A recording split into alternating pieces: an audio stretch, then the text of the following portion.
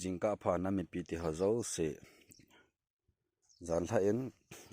status nong ho pova zan hi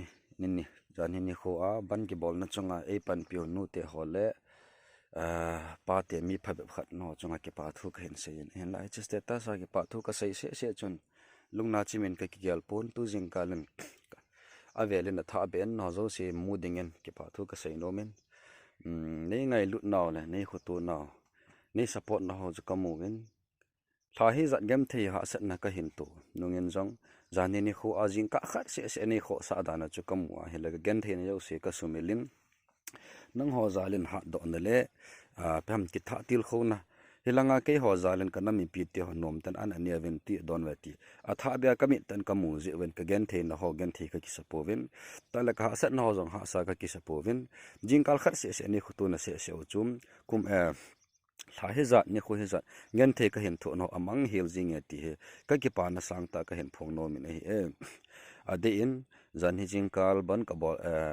ban ka bol naw ti di hemayan ten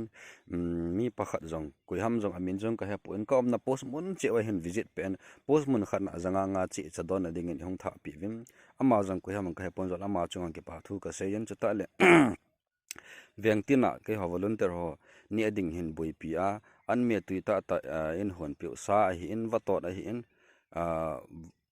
vo sa bong sa ningling se ne nei hon pi ben kom na mun zo si vai hon pi bin hi chaw je ke hon ei hon pi bin ta ka ga sei tu mule ka ga gan si tu mo zonga hi po bin ahong wa do che na ma chamen hong bin chai hin chai pi omen ton ding tu hin to do pi omen thei tu hong sap lai o zonga omen hi chaw zo se chong ke pa thu ka se jen hin la adi a ne le chai hin boi pi ho ke hon ka ga ko wa e hon pi bin ta ka si o zong lo hong ovin am ho lam ho hong ke som le ovin khalla khat hong ke to hong ke ho khong ben an chang adong ovin sa en hon pi bin sa yong cho tu lai lam ka sung langa bo sa jong aman tam to bo sa jong zat ham kha e hon pi bin ni ngai lu na te ho ka mu vin ka ki pa ben status sung ho mai maya shading kanop lo ja chu namu na thei te di wa he chi video he ka hin bol hi in na chung chi wa ki pa thu ka hin phongin nang ho zalin ha sat gen thein zo se ma ba na jong I tabong din mun he jong le tu ding a jong ki mai tu pi ding a jong gut sa ka he jing ve ti yong chu no zo se chungong ki pa thu ka hin session hi cha hi pan ila khom wa le ha sat gen thei thu ho ding a jong thu lo o min gil kil dang cha thu ho ding a thu lo o min ikita sot to chi ale ha na he ti ka ga sei do no min aba na jong pan la khom jing oten ki tho khom jing oten hi chi gal he nam pi gal hi zen nam pin bon chawa I bol to ho kilung kha ta I bol chi divin avel le a chain en